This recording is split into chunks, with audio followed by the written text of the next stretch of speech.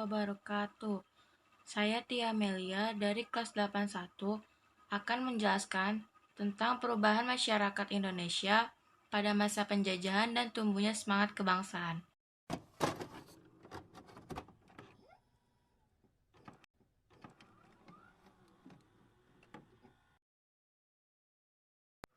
Satu, latar belakang.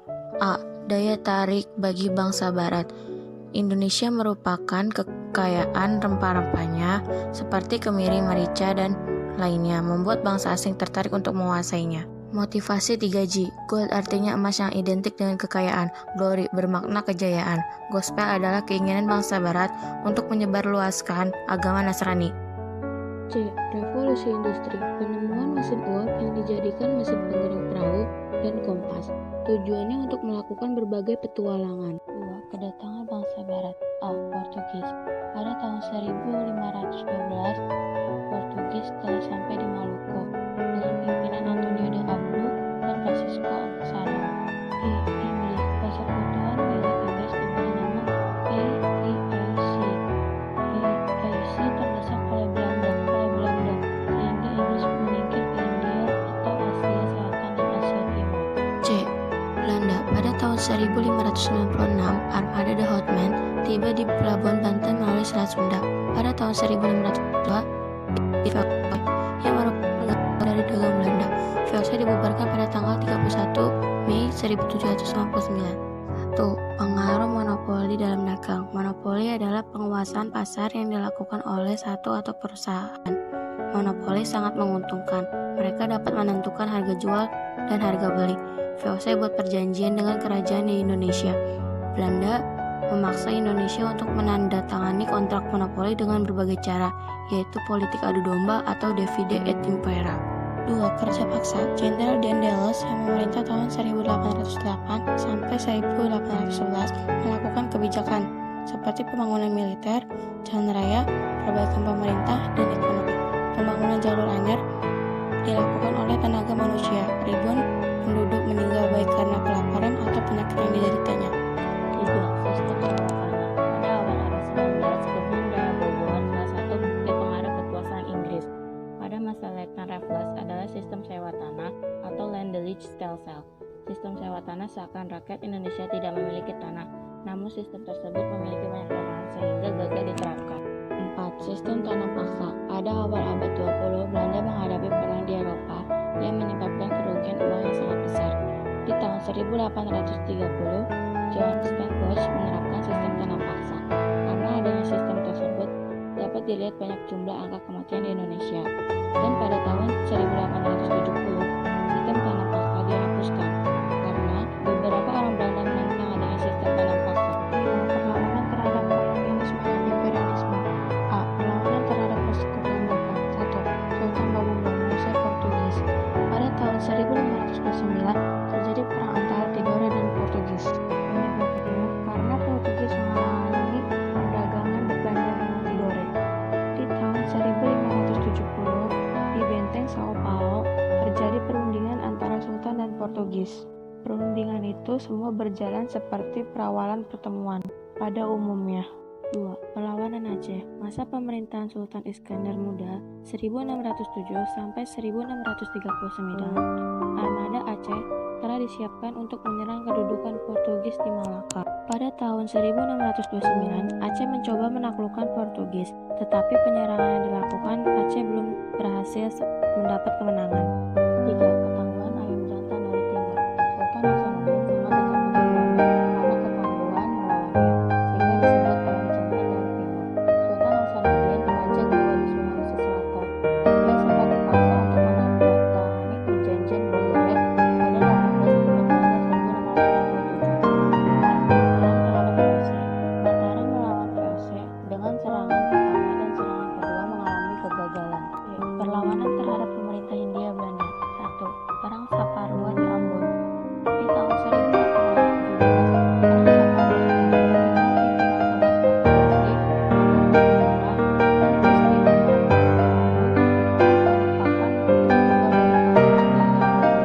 4. Perang di Ponorogo. Dalam perang kaum adat dan kaum Padri bersatu melawan Belanda. Perang itu sempat berhenti.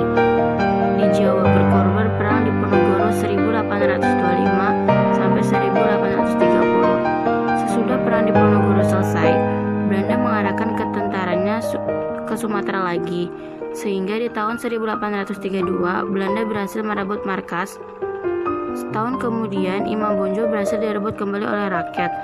Dan di tahun 1837, Belanda berhasil menguasai Imam Bonjol dan diasingkan ke Cianjur sebelum pindah ke Ambon. 4. Perang Aceh dipimpin oleh Teuku Umar dan Cut Nyadin. 5. Perlawanan Singaraja Sumatera Utara. Perang Batak berlangsung selama 29 tahun. Pertempuran diawali dari Baal Batu yang menjadi pusat perhatian Belanda pada tahun 1877. 6. Perang Banjar. Di tahun 1859 sampai 1905, Pangeran Antasari memimpin perlawanan Belanda. 7. Perang Jagaraga di Bali. Pada tahun 1840 sampai 1905, ada Perang Jagaraga dipimpin oleh Raja Buleleng. Seluruh kerajaan di Bali pun jatuh ke pihak Belanda setelah rakyat melakukan perang habis-habisan yang dikenal dengan Perang Puputan. 1. Latar belakang munculnya nasionalisme Indonesia. Perluasan pendidikan politik etis pada tahun 1901, yaitu dalam bidang irigasi, emigrasi, transmigrasi, dan edukasi. B. Penggagalan perjuangan di berbagai daerah. Penyebab kegagalan perjuangan tersebut perlawanan yang bersifat kedaerahan. C. Rasa senasib sepenangguhan. D. Berkembang organisasi etnis kedaerahan dan keagamaan. E. Kembangnya berbagai paham baru. F. Berbagai peristiwa dan pengaruh dari luar negeri.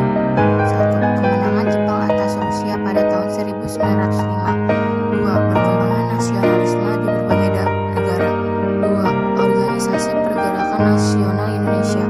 A. Budi Utomo pada tanggal 20 Mei 1908 mendirikan sebuah organisasi bernama BU. B. Sarekat Islam dalam Kongres di Surabaya tanggal 30 September 1912, SDI berubah menjadi Sarekat Islam. C. Indische Partij IP. D. Perhimpunan Indonesia. E. Partai Nasional Indonesia. 3. Pergerakan nasional pada masa pendudukan Jepang.